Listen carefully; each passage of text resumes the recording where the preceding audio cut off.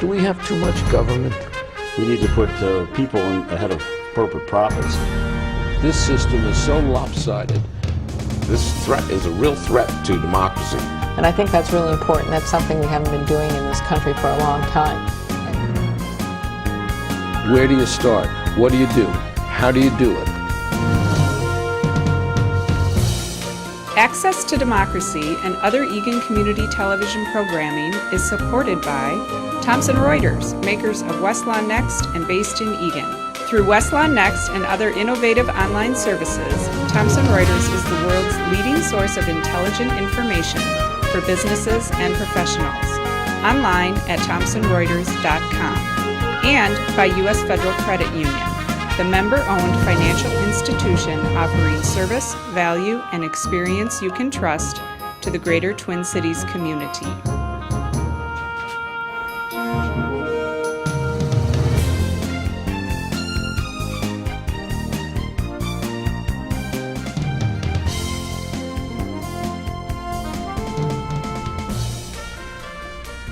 Welcome back.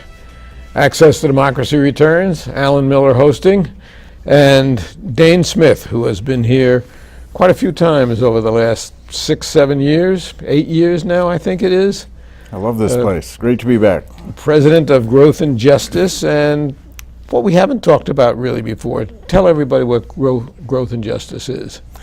Well, Growth and Justice is a policy research and advocacy organization, aka think tank, and we do work around public policy in Minnesota, having to do with taxes and budgets, the stuff of governments, the stuff that governments do, but also addressing big overarching economic issues. And we're founded on the premise, actually, that social justice and reducing inequality, which is the big driving problem of our time, economic inequality, racial inequality, gender inequality between men and women, the inequality that affects people with disabilities, all of these inequalities we could do that, easing them. Take a half an hour right there. If you could ease them, if you could reduce them, that will be good for business. And no other group, I would submit, in Minnesota makes the case as persistently as we do that reducing inequality is good for business. It And will we should improve point out that economic you're a growth. nonpartisan. Absolutely. Right. Right. We have our 501c3 or we're whatever. We're a C3 nonpartisan. We have Republican as well as Democratic former office holders on our board of directors and among our advisors. And we're very serious and constructive about bringing left and right, conservatives and liberals together for solutions that improve the lot for all of us. Is it possible in this partisan divide that we have, that is worse than any time in my lifetime, that people don't even talk to try to get together? Is it possible to get these people together? Yes, it is. Look, I was in the media for 30 years, and I know how gloom and doom sells, and how the media tends to emphasize the negative. But we've made amazing progress in this state just in the last 2 years, and it's not going to be undone. Marriage equity, we raised taxes on highest income folks. We provided an improvement in the basic wage that people are paid for the work they do. All of this augurs well for reducing inequality, and it's not going to be undone. In fact, it's interesting how the new Republican House majority is not saying that they're going to undo some of the progressive legislation that was achieved in the last 2 years, but they're going to be practical about new solutions. And Republicans, are actually drawing more attention to inequality, which I think is healthy. I really do think that this apocalyptic feeling that the partisanship is doomed any further progress is hyped. I don't think it is nationally. I think you're right about Minnesota. I think from what I've heard of Kurt Dowden, we hope to have him on here within the next few months, that he is a person who can cross an aisle and be reasoned with. Yes. I don't see that on the national picture at the moment, or the people who would be inclined to do it nationally are afraid to speak up because there are a lot of crazies running around out there. Yeah, it's a little bleaker on the national stage. I would agree, Alan. But I'd like to draw your attention to one exception that was really exciting, and that was the Workforce Innovation and Opportunity Act, which passed in the summer. It's a major rewrite of all of the federal programs that have to do with workforce training, and they passed a bill that strengthens, funds, and improves these systems by an overwhelming bipartisan majority. And interestingly, some of the key leaders were our own Democratic, very liberal Senator Al Franken, and the local representative here in Dakota County, John Klein. They came together on that,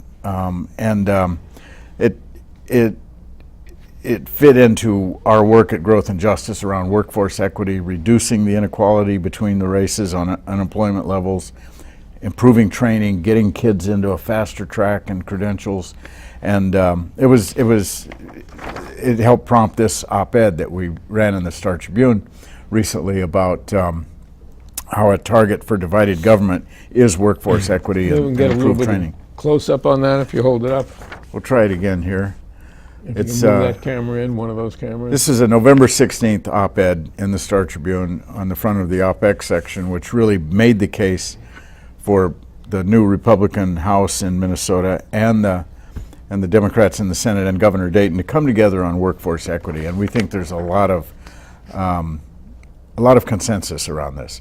Business community knows that they need more skilled workers, and we have a lot of undeveloped potential among Latinos, African Americans, both immigrants and native born blacks and African Americans, Asian population that are all on the wrong side of some of these disparities.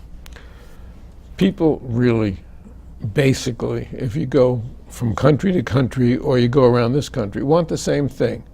They want something better for their children than they had for themselves. Somehow or other, though, a large portion of our population has fallen off the cliff or has never even had the opportunity to get up high enough to fall off the cliff. And we can say that in terms of the black community, where unemployment is much higher than in the white community. We can say that in terms of Latinos and immigrants, and we see the fights that are going on over immigration now. So how do we overcome that?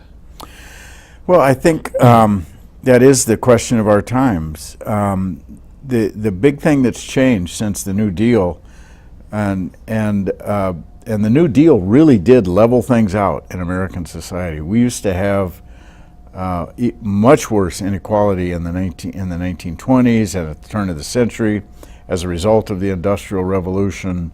You know, the vast concentration of wealth in a few hundred families on the East Coast that all lived in Rhode Island. That was the Gilded Age, and the Progressive era under the Roosevelts and the New Deal under Franklin Roosevelt really began to undo that unfairness. And the New Deal and really created a foundation of investment and education and economic security, Social Security and Medicare.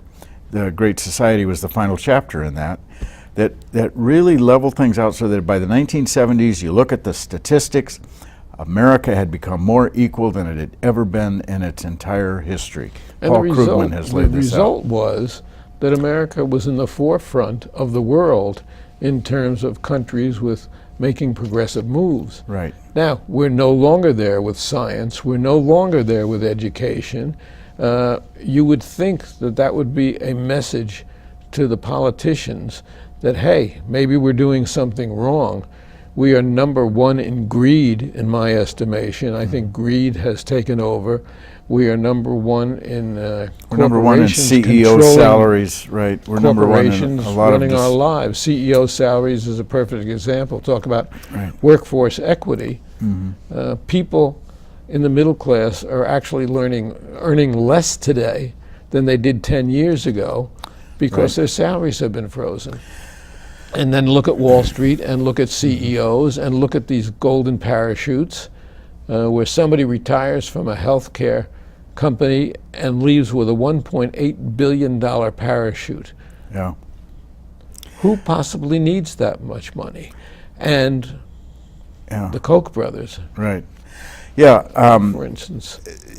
I think your analysis is essentially accurate. That since about 1980, a combination of the global economy, which has had a disequalizing effect on every nation, a combination of that and technology growth and automation, reducing the demand for labor and reducing the cost or the price that's paid to labor has been an enormous thing. But more than any other country, we've in the United States have done things that have concentrated wealth, reduced taxes, and basically returned us to a state of inequality in our economy that is now back to before the New Deal. And people are beginning reduce to taxes on the wealthiest. Yes, reduce taxes on the wealthiest, and reduce public investment in education. We've forced our most valuable resource, which is our young people, to go into indentured servitude. The equivalent of it. I love this analogy of student debt to indentured servitude, which is a condition we outlawed after we were founded as a country, where you spend years paying off the debt that it took you to get the skills to make your living. That is indentured servitude. It is actually, and that is the biggest amount of money that's outstanding in terms of people who owe is for student loans. Yeah, we need to have some really imaginative, bold policy that either forgives or reduces student debt. We need to put a lot more investment into rethinking and innovating and into higher education, workforce training. There's no Go to question about that. Finland, and they educate their young people without charge. I mean, there are some charges, but and basically they don't have to pay for their education. Now, they may pay a little bit more in taxes than we do, and I don't think it's an appreciable amount, but they accept that. They accept it because they have their hospitalization, they have their health care, they have their education, and we somehow or other let that get away from us. Well, I happen to be a big fan of the Scandinavian model too. Sweden, Denmark, Norway, Finland, and for that matter, most of Europe has a much better economic security deal for all of its people. There's a solidarity around and a consensus around the fact that that there should be some level of equal opportunity and equal training. Germany has a great model for workforce equity or workforce training that we're pushing here in Minnesota. So I would agree with you. A I woman do has think a baby, the husband can take off several right, they have months. family leave. They have policy that really does make for security, Minimum 4 or 5 week vacations. a level of security and safety that would be unthinkable, or there was only a dream for many Americans. And it pays off for them in an incredibly low crime rate, incredibly low levels of violence. It pays off in all kinds of ways. And these are thriving capitalistic countries Because people with are working. successful businesses. They're working, they're not standing on street Right. corners looking for jobs and being turned away. They manage to infiltrate them into the community. Right. I do think that the United States is fundamentally different from those countries in a lot of ways, though. We are much larger. We are much more diverse. It's a little harder to get everybody to pay taxes when we're so diverse and fragmented, and we're divided into 50 countries, states with different policies and cultures, and I do think that America will always be a little more individualistic. We prefer our freedom even if it's costing us. and yet I think that little by little, you look at the grand sweep of history, we will be moving more towards the European model of security. We probably are going to move towards a centrally financed healthcare system. I would you can see certainly it happening hope so. state by state. And I do think I just saw an article today that healthcare costs nationwide are less than they were last year and less than they were 2 years ago. Less as a percentage of the What's total. the result of that? What does that result from? Affordable Care Act. Unquestionably, I think that, so I'm pretty optimistic about the direction of the country. I think progress often happens in subtle ways and in ways that kind of escape detection, and all of a sudden you realize that things, obstacles give way. An example of this is the Civil Rights Act. We had an absolutely abominable system of apartheid in much of this country. It was either by law in the South or de facto in the North, and it really did give way all at once. In 1964, all of a sudden it was no longer legal to discriminate in any way, and it's taken us 50 years to get to a point where we're finally beginning to demand that our police behave better, and we're beginning to see actually some real progress in attainment for communities of color. In Minnesota, the education commissioner is going around the state with statistics showing that the kids of color have increased their graduation rates by 8 percentage points in just 2 years. A lot of this doesn't make the news, actually, and I was a news guy, so I understand this, because it's not as interesting or as It's not as sensational. it's not as sensational as what sells papers? as failure, and what sells papers? and violence. A headline. If it bleeds, it leads. Right. So, but the economy's recovering. There was a story in the Star Tribune just recently that showed that the unemployment rate for African Americans had been cut in half since the depths of the recession. Still too big a gap between that and whites, by far too big a gap. But sometimes things get better. Of course, they get worse, they get better. If we could stop waging war all over the world and take the money that we put into defense, obviously we need to have some defense, but instead of engaging in war, really, those billions of dollars, 2 wars which were never even on the books, put that into education, put that into the workforce. That makes sense. That makes sense to me. I'm a little more focused on Minnesota and education and healthcare and sort of the meat and potatoes of our local policy. But it's I think it all trickles down, though. It definitely is. You should think globally, act locally. Why shouldn't a woman be paid the same as a man who is doing the same job?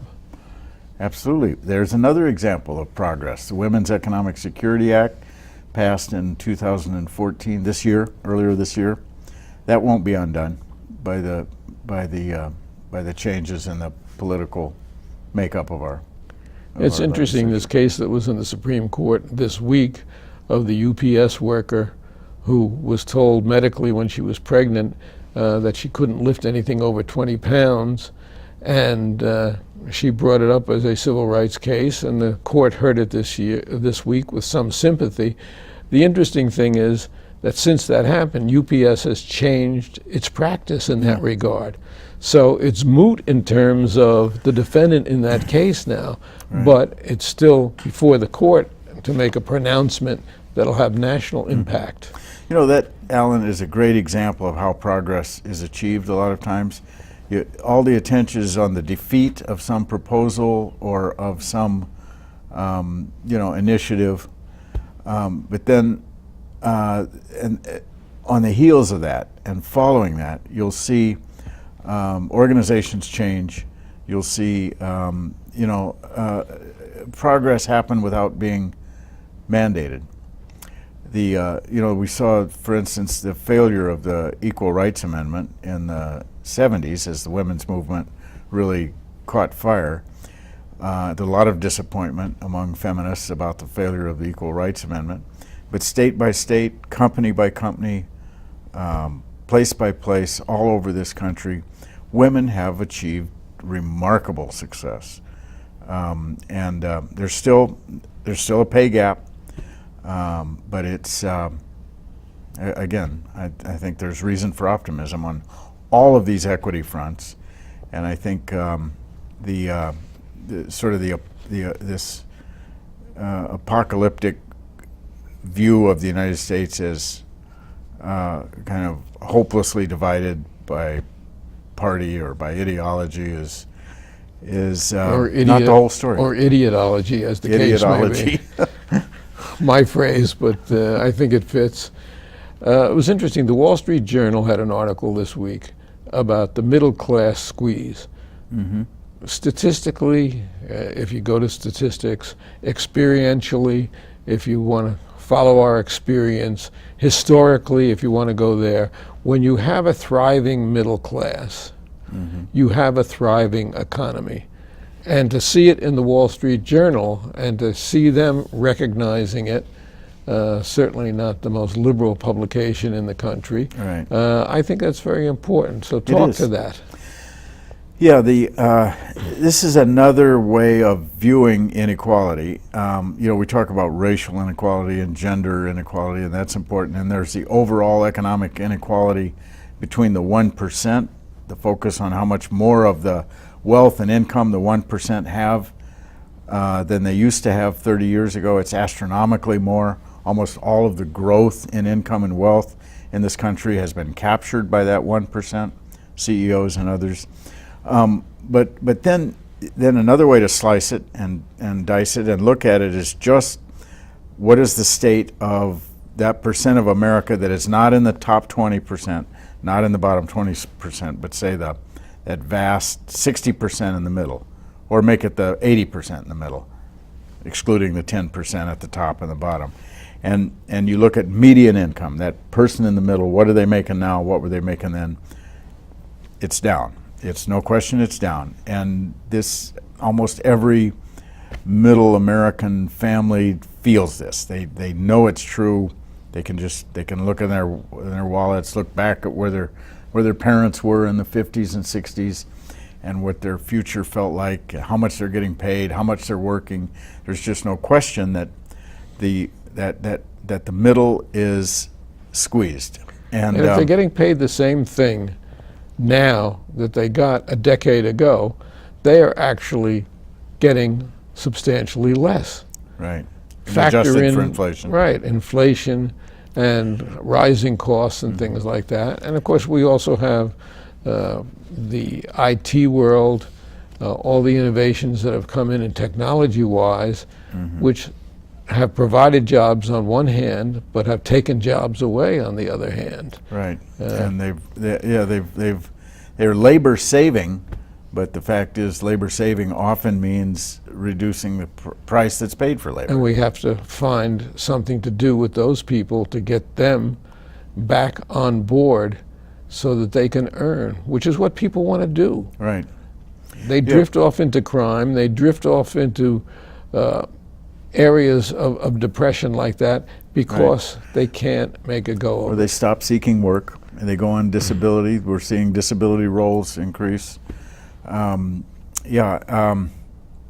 This is the central problem of our times. The central challenge of our times is this inequality, whether it's racial, whether it's 1%, whether it's the middle. Who gets how much is always what politics and policy is about.